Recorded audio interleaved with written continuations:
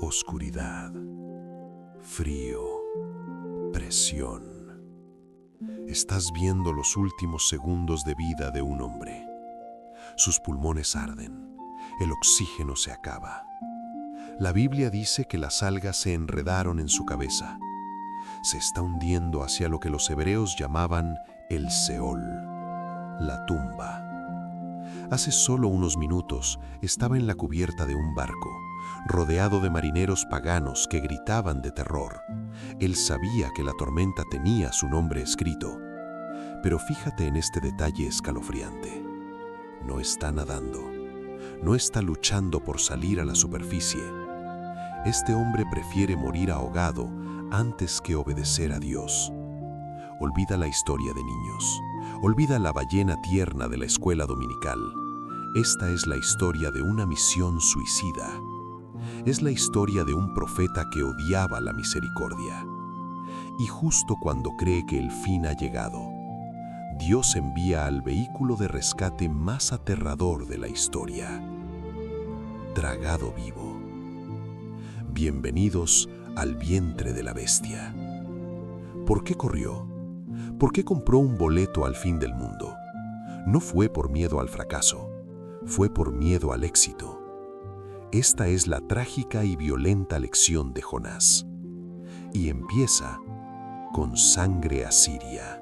Para entender por qué Jonás prefirió morir, tenemos que retroceder unas semanas. Israel tenía un enemigo, no cualquier enemigo, una pesadilla: el imperio asirio. Los historiadores los llaman los nazis del mundo antiguo. Eran ingenieros de la crueldad. Desollaban a sus prisioneros vivos, empalaban a los líderes conquistados. Jonás conocía estas historias. Quizás tenía amigos o familiares asesinados por ellos. No les tenía miedo, les tenía asco. Y entonces la voz de Dios cae como un martillo. Levántate y ve a Nínive, esa gran ciudad, y proclama contra ella. ¿Ir a Nínive? ¿A la capital del terror? Jonás sabía teología. Sabía que si predicaba existía el riesgo de que ellos se arrepintieran. Y si se arrepentían, Dios los perdonaría. Y la sola idea de ver a un asirio perdonado le revolvía el estómago. Así que Jonás toma una decisión radical. Renuncia. Dios dijo: ve al este, hacia el actual Irak. Pero Jonás corrió hacia el oeste, hacia Tarsis. Tarsis no era una ciudad vecina, era literalmente el fin del mundo conocido, España. Quería irse tan lejos que la señal de Wi-Fi de Dios no llegara. Baja al puerto de Jope y aquí vemos la determinación de su rebeldía. La Biblia dice que pagó su pasaje. Un viaje así costaba una fortuna. Jonás vació sus ahorros para huir de su llamado. Encontró una nave que iba a Tarsis y el texto hebreo usa una palabra clave: Yarad, descendió.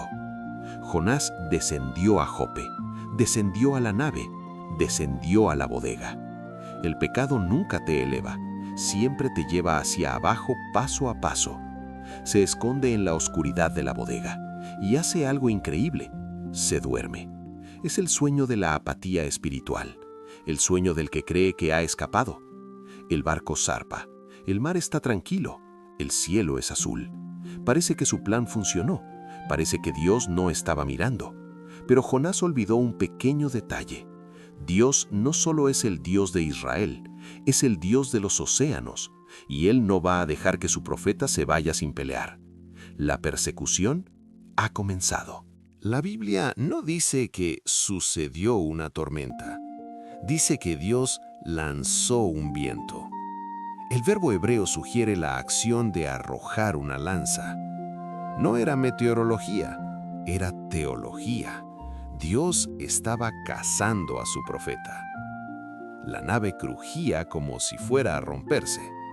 Los marineros, veteranos del mar, entraron en pánico absoluto. Cada uno clamaba a su Dios: Baal, Dagón, Astarte, gritos desesperados al vacío. Y Jonás, mientras el mundo se caía a pedazos arriba, el hombre de Dios estaba profundamente dormido. Es la ironía suprema. Los paganos oran y el profeta duerme. El capitán lo encuentra y le grita la reprensión más vergonzosa de la Biblia. ¿Qué tienes, dormilón? Levántate y clama a tu Dios. El mundo tiene que despertar a la iglesia. Arriba deciden echar suertes para encontrar al culpable. Esto no es azar, es el radar divino.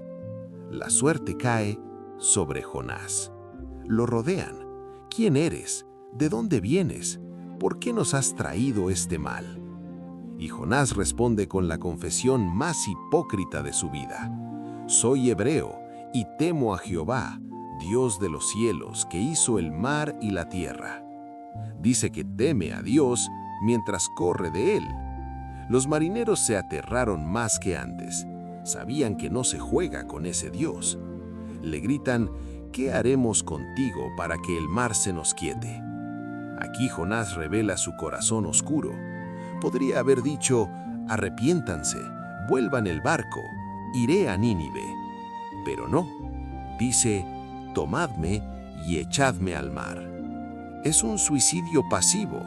Prefiere morir ahogado que obedecer a Dios. Los marineros, increíblemente, intentan salvarlo. Reman con todas sus fuerzas, pero no se puede remar contra la voluntad de Dios. Se rinden y hacen una oración que Jonás debió haber hecho. Te rogamos, oh Jehová, no nos hagas perecer por la vida de este hombre. Lo levantan, el cuerpo del profeta rebelde cuelga sobre el abismo y lo lanzan. El profeta golpea el agua fría y al instante el mar detuvo su furia. Silencio total. Los marineros temieron a Dios con gran temor. Ofrecieron sacrificios allí mismo. Pero abajo, en la oscuridad, la segunda parte de la pesadilla estaba a punto de comenzar. Dios había preparado un gran pez. Cualquier otro profeta estaría celebrando el avivamiento más grande de la historia. Pero Jonás 4:1 dice algo impactante. Pero esto disgustó a Jonás en extremo y se enojó. No estaba feliz, estaba furioso. Se sentía traicionado por Dios. Escucha su oración. Es una acusación directa. Ah, Jehová, ¿no es esto lo que yo decía cuando estaba en mi tierra? Por eso me apresuré a huir a Tarsis, porque sabía que eres un Dios clemente y piadoso, que te arrepientas del mal. Jonás odiaba la misericordia de Dios cuando se aplicaba a sus enemigos. Sale de la ciudad, sube a una colina y se sienta a esperar. Todavía tiene la esperanza enfermiza de que Dios cambie de opinión y los queme vivos. Pero el sol del desierto es brutal. El calor comienza a golpearlo. Y aquí Dios comienza una lección visual. Hace crecer una planta, una calabacera. Crece sobrenaturalmente rápido en una noche. Le da sombra fresca. La Biblia dice que Jonás se alegró grandemente por la planta. Fíjate en esto. Ama a la planta porque le da confort. Ama lo que Dios le da, pero no a Dios mismo.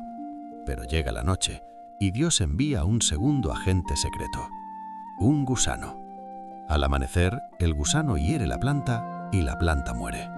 Entonces Dios envía un viento solano, un aire caliente y sofocante. El sol le hiere la cabeza de Jonás, se desmaya, está miserable y vuelve a desear la muerte. Mejor me es la vida que la vida. Dios le pregunta suavemente, ¿tanto te enojas por la calabacera? Y Jonás, insolente hasta el final, responde, mucho me enojo, hasta la muerte. Aquí viene el jaque mate de Dios, la comparación final. ¿Tuviste tú lástima de la planta por la cual no trabajaste, que en una noche nació y pereció? ¿Y no tendré yo piedad de Nínive? Esa gran ciudad donde hay más de 120.000 personas que no saben discernir entre su mano derecha y su mano izquierda, y muchos animales. Dios le dice, a ti te importa tu sombra, a mí me importan las almas. Y el libro termina así, abruptamente. Jonás nunca responde. El final queda abierto, porque la pregunta no era para Jonás, era para nosotros. Es fácil juzgar a Jonás. Es fácil llamarlo racista, rebelde y quejumbroso. Pero si somos honestos, la razón por la que nos molesta tanto Jonás es porque se parece a nosotros. Tú y yo también compramos boletos a Tarsis. Huimos de Dios hacia el entretenimiento, el vicio o el trabajo excesivo. Corremos porque tenemos miedo de lo que Dios nos va a pedir si nos quedamos quietos. Pero la historia no termina en la planta seca. Siglos después, Jesús mencionó este libro. Dijo, «La generación mala demanda señal, pero no le será dada sino la señal del profeta Jonás».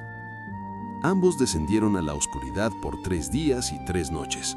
Pero hay una diferencia crucial. Jonás fue sacrificado por su propia culpa y aún así odiaba a sus enemigos. Jesús fue sacrificado siendo inocente y murió amando a sus enemigos. Así que si hoy sientes que estás en medio de una tormenta o dentro del vientre de un pez, tengo una buena noticia para ti. La tormenta no es para destruirte y el pez no es para matarte. Son el transporte de Dios para traerte de vuelta a tu destino. Deja de correr a Tarsis, tu Nínive te espera, y allí es donde verás la gloria de Dios. Si te impactó la depresión de Jonás, tienes que conocer la historia de Elías, el profeta que pidió morir. Haz clic aquí para ver ese video, suscríbete para profundizar en la historia. Soy tu nombre, y recuerda, no puedes huir de quien te ama.